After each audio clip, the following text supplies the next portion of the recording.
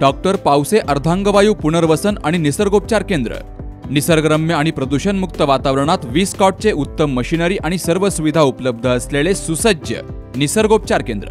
अर्धांगवायू, मान, पाठ, कंबर आणि सांधेदुखी, हातापायांना मुंग्या येणं, टाचदुखी, चेहऱ्याचा पॅरालिसिस, ॲक्युपंक्चर, फिजिओथेरपी, जलचिकित्सा, बाष्पचिकित्सा, योग चिकित्सा, मालिश चिकित्सा, चुंबक चिकित्सा, आहार चिकित्सा आणि माती चिकित्सा। संपर्क डॉक्टर रमेश पावसे, ठिकाण हिवरगाव पावसा, रायतेवाडी रोड, तालुका संगमनेर। संपर्क 9623 25 67 22।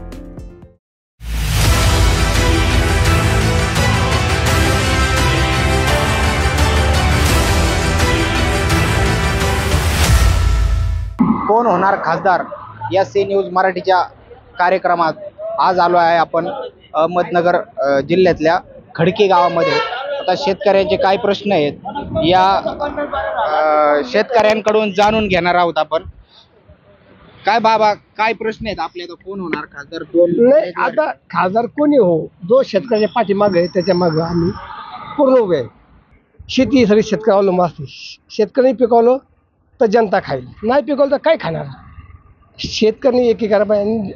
खासदार तसे तर ना आम्ही लंके साहेबांचे, लंके साहेबालाच एक लंके साहेबाकडे बघताना सर्वसामान्य शेतकरी वर्ग असू द्या, कष्टकरी वर्ग असू द्या, फार आशेच्या किरणाने बघतो। आणि एक आपल्या सुजय दादांबद्दल काही कमेंट करणं मी नाही करत कमेंट काही। काय शेतकऱ्याचे काय चाललेले हाल, काय केलं या सरकारने, काय सगळं फोडाफोडीचं राजकारण। आता ही येणारी निवडणूक जवळजवळ जनतेनेच हातात घेतलेली।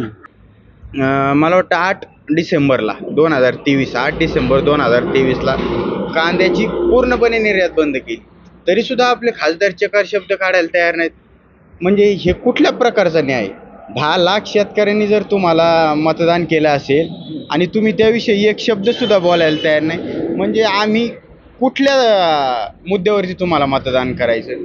त्यानंतर 6-7 महिने गेले, ऑगस्ट गेला, सप्टेंबर गेला, ऑक्टोबर, नोव्हेंबर गेला, डिसेंबर गेला, जानेवारी गेला, फेब्रुवारीमध्ये यांनी असं सांगितलं की आम्ही आता अमित शहांना भेटून कांद्यावरती तोडगा काढणार आहोत। काय झालं? कोण बनेगा खासदार या कार्यक्रमानिमित्ताने आपण पारनेर तालुक्यातील सुपा या ठिकाणी आलो आहे। तर या ठिकाणी अनेक आपल्यासोबत नागरिक येतात, काही यांच्या प्रतिक्रिया आहेत, या ठिकाणी पाहूया। काय आता 2 जण उमेदवार आहेत, काय कोण पाहिजे खासदार वगैरे तुम्हाला? सुजय विखे, निलेश लंके? खासदार तर सुजय विखेच हवेत, कारण सुजय विखेंच्या माध्यमातून जे काही विकास कामं चालू आहे ते प्रेरणादायी आहेत। आता तालुक्यात, जिल्ह्यात बऱ्याच ठिकाणी मोठमोठी कामं झाली, तसंच आमच्या गावातही खूप विकास कामं दादांच्या माध्यमातून झालेली आहे। म्हणजे आज भूतून भविष्य एवढं काम सुपा गावात झालेलं आहे। आज समोरच दिसेल तुम्हाला, आता सुपानगर हायवेला जवळजवळ 3.25 कोटी रुपये दादांनी मंजूर करून दिले स्ट्रीट लाईटसाठी, आणि कामही सुरू झालेले तुम्हाला सगळं समोर पाहायला मिळेल। असे अनेक कामं आहेत, त्यामुळे सुजय विखेंशिवाय पर्याय नाही आहे तालुक्याला आणि जिल्ह्यालाही। काय सांगतात तुम्ही? अजून काय कामं बाकी आहेत? काय समाधान आहे? त्यांनी भरपूर कामं दिलेली आमच्या पारनेर तालुक्यासाठी, त्यामुळे जनता त्यांच्यावरती चांगल्या पद्धतीने खुश आहेत आणि आम्हाला थोडी शांतता हवी आहे, त्यासाठी आम्ही सुजय दादांना हे करीत आहे। काय सांगतात तुम्ही? 5 वर्षानिमित्ताने कामं झालेत का आपल्या? सुजयदादांच्या काळात भरपूर कामं झाली। पाण्याचा प्रश्न, पाण्याचा प्रश्नाचा विषय नाही, आमचा भागच दुष्काळी आहे।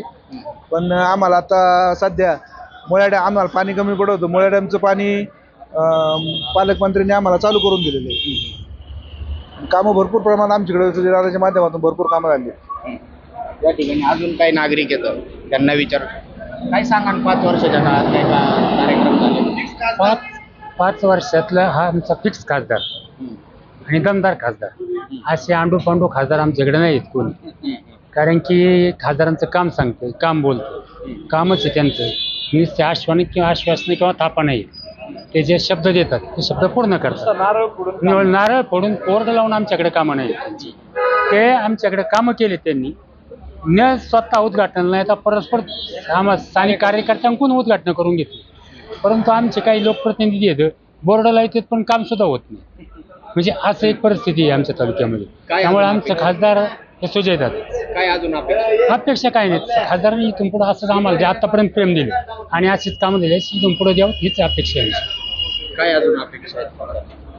आज येणाऱ्या निवडणुकीतून लोकांना आव्हान असेल की आपल्या गावातलं प्रेरणादायी काम पाहूनच पुढं मतदान करावं लोकांनी आणि येणाऱ्या काळात त्यांच्या माध्यमातून अनेक विकास कामे आपल्याला मार्गी लावायची आहेत.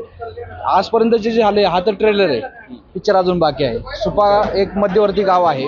मध्यवर्ती गाव असल्या कारणाने सुप्याच्या अनेक उपक्रम इथं राबवणं आम्हाला प्रेरणादायी ठरणार आहे. खासदार साहेब, नामदार साहेब आणि पक्षाच्या माध्यमातून, भारतीय जनता पार्टीच्या माध्यमातून अनेक कामं आलीत, अनेक कामं करायची आहेत. या ठिकाणी अजून येतात. काय भाई युवक म्हणून काय वाटतंय तुला, आता कोण व्हायला पाहिजे? ही आपली खासदाराची निवडणूक नसून ही देशाची निवडणूक आहे.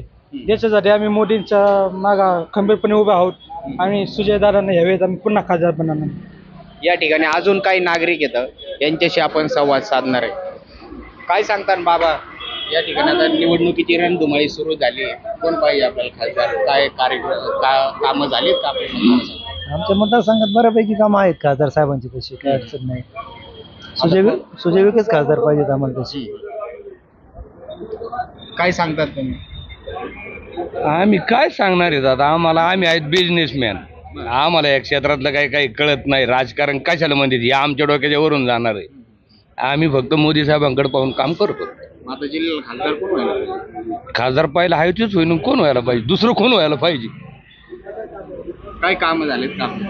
नाही ते तर पहिले एका वाक्यात मी काय सांगितलं पहिलं की आम्हाला ह्याच्यातलं काही कळत नाही. तुमचे कामं फिमं हे असलं काय डोक्यात नाही आमच्या. आम्हाला फक्त पुढं पाहून काम करतो आम्ही मोदी साहेबांकडे. या ठिकाणी नक्कीच आता पुढं पाहणार आहोत आपण. जगाला ज्याची गरज आहे तिची आपल्या देशाला असायला पाहिजे ना, बरोबर आहे का नाही? आज जग त्यांच्याकडे पाहतंय, काय भावनेने पाहते मोदी साहेबांकडे, मग त्या भावनेने आपल्या देशाने तर पाहायला पाहिजे ना. आम्ही हा विचार करतो, बाकीचं राजकारणाचा काही विषय येत नाही आमच्याकडे. C news Marathi, Ahmednagar.